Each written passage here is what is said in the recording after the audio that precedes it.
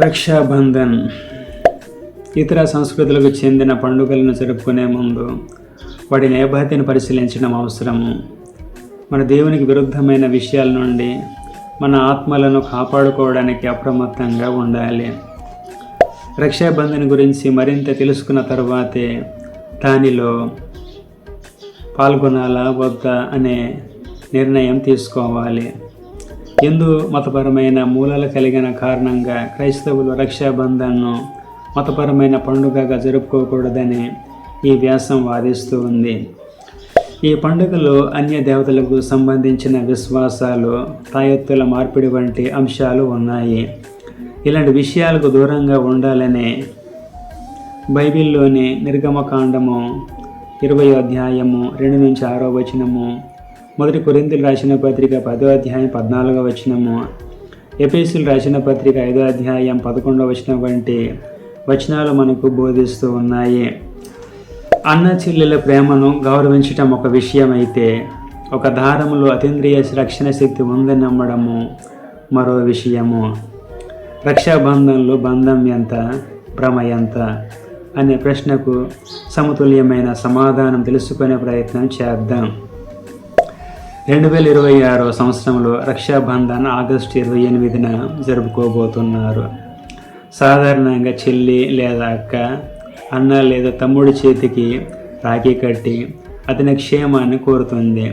సోదరుడు కూడా ఆమెను ఆదరించి కాపాడుతానని వాగ్దానం చేసి ఆమెకు బహుమతి ఇస్తాడు అనేది ఇందులో అంతర్లీనంగా ఉన్న సందేశము. అయితే ఇటీవలి కాలంలో ఈ సంప్రదాయము అన్నా చెల్లెల మధ్యకి పరిమితం కాకుండా విస్తరించింది. పూజారులు తమ సంఘ సభ్యులకు రాఖీలు కట్టడము, సైనికులకు రాఖీలు ఇవ్వడము, ప్రధానమంత్రి కూడా రాఖీ కట్టడం వంటి సందర్భాలు కనిపిస్తూ ఉన్నాయి. రక్షాబంధంలో నిజం ఎంత? నిజం ఉంది, కానీ అది దారములో లేదు, బంధములో ఉంది. రాఖీ ఒక గుర్తుగా మాత్రమే భావిస్తే దానికి మంచి సామాజిక విలువ ఉండొచ్చనే నా అభిప్రాయము. అన్న చెల్లెల మధ్య ప్రేమను గుర్తు చేయడము, కుటుంబ బాధ్యతను గుర్తు చేయడము, వివాహం తర్వాత కూడా అమ్మాయి తన పుట్టింటితో సంబంధం కోల్పోకూడదనే భావాన్ని బలపరచడము గొప్ప విషయాలే. కాబట్టి నేను కాపాడుతాను అనే అన్నయ్య మాటను బాధ్యతగా గుర్తు చేయడం మంచిదే. సోషియాలజీ అనగా సామాజిక శాస్త్ర దృష్టిలో కూడా రక్షాబంధనకు ఇలాంటి కుటుంబ సంబంధ ప్రాముఖ్యత ఉంది. ముఖ్యంగా వివాహమైన స్త్రీకి పుట్టింటితో బంధాన్ని పునరుద్ఘాటించే సందర్భంగా ఇది పనిచేసిందని UCLA వివరణ చెబుతుంది.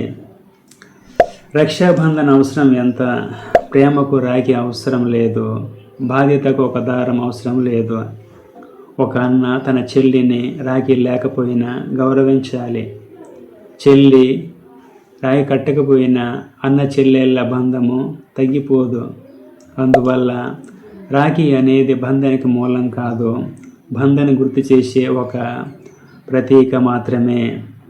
రాఖీ కట్టిన రోజున మాత్రమే అన్న రక్షకుడు, మిగిలిన 364 రోజులు బాధ్యత లేనివాడు అయితే ఆ రాఖీకి అర్థం ఏమిటి? అదేవిధంగా చెల్లి కట్టిన దారము అన్నను తప్పకుండా ప్రమాదాల నుంచి కాపాడుతుందని నమ్మడం కూడా సరైనది కాదు. రక్షాబంధంలో మూఢత్వం ఎంత? ప్రస్తుతము వేదిక్ రాఖీ అనే రాఖీ ఇది గ్రహాల అనుగ్రహము, ఆరోగ్యము, సంపద మొదలైన ఫలితాలు వస్తాయని దీని గురించి విస్తృతమైన ప్రచారం జరుగుతుంది. ఇవి మతపరమైన నమ్మకాలు మాత్రమే కానీ శాస్త్రీయంగా నిరూపించబడిన ప్రభావాలు కావని నవభారత్ టైమ్స్ ప్రచురించింది. రక్షాబంధన్లో అజ్ఞానము ఎక్కడ మొదలవుతుంది? రాఖీ కట్టడము ఒక ఆచారం, కానీ ఆధారం లేకపోతే ప్రమాదం జరుగుతుంది. ఈ మంత్రంతో కట్టిన రాఖీ మాత్రమే రక్షిస్తుంది. ఈ రంగు రాఖీ కడితే ఈ గ్రహం అనుకూలిస్తుంది. ఈ విధంగా కట్టకపోతే అపశకునము.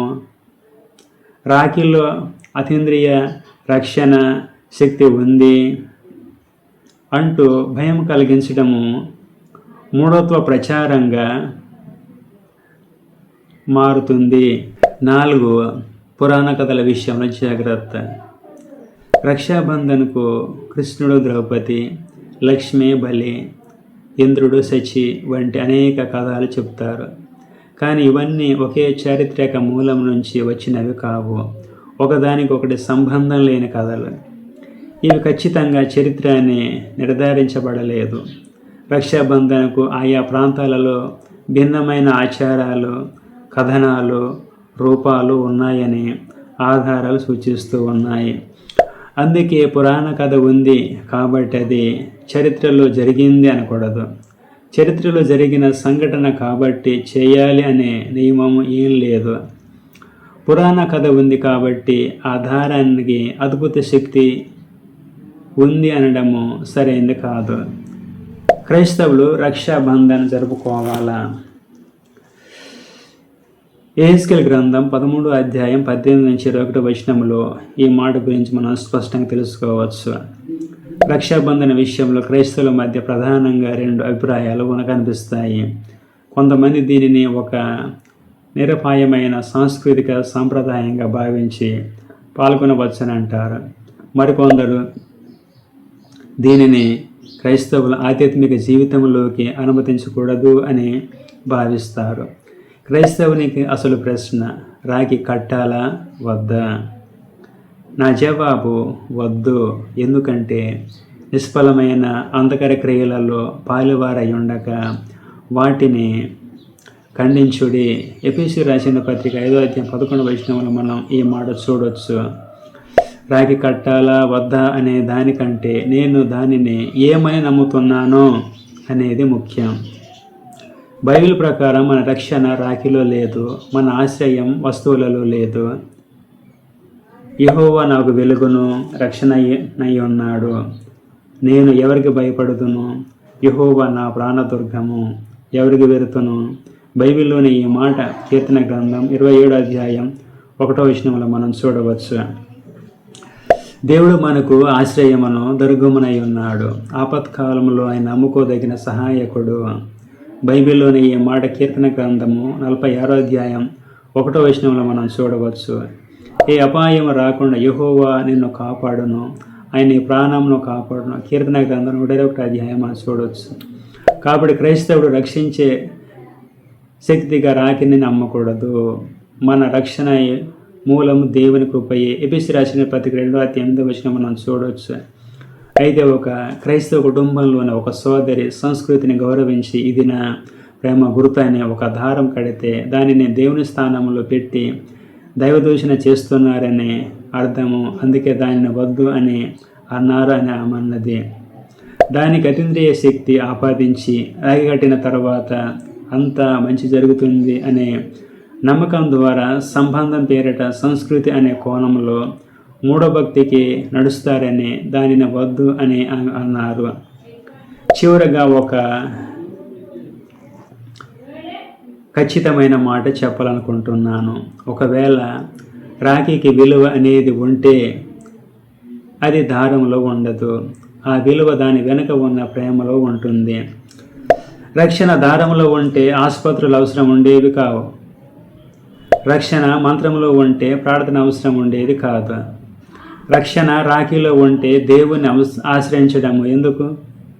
అయితే క్రైస్తవుడు ఏమి చేయాలి? మన సోదరులు సోదరిమణులను ప్రేమించడానికి మనకు ప్రత్యేకమైన పండుగ అవసరం లేదు. క్రీస్తులో విశ్వాసులమైన మనం ఇప్పటికీ ఒక ఆధ్యాత్మిక లేదా ఆత్మీయ కుటుంబానికి చెందిన వారము. కాబట్టి ఇతరుల పట్ల ప్రేమను చూపుతూ వారి విశ్వాసాలను గౌరవంగా అర్థం చేసుకుంటూనే మన స్వంత క్రైస్తవ విశ్వాసానికి విరుద్ధమైన మతపరమైన ఆచారాల్లో పాల్గొనకుండా ఉండాలని నా వ్యాసారాంశము. ఇతర సంస్కృతులను చూసి ఆకర్షితులై వారి పండుగల్లో పాల్గొనాలనిపించడము సహజమే. కానీ క్రైస్తవులు అప్రమత్తంగా ఉండాలి. క్రైస్తవుని ప్రధాన పిలుపు ఇతరులను తక్కువ చేయడం కాదు, సత్యాన్ని ప్రేమతో ప్రకటించడము. కాబట్టి ఇతరుల సంస్కృతిని అర్థం చేసుకోవచ్చు, వారిని ప్రేమించవచ్చు, వారితో సంబంధాలు కలిగి ఉండవచ్చు. కానీ మన ఆరాధన, మన విశ్వాసము, మన విధేయత మాత్రము ఒక దేవునికే చెందాలి.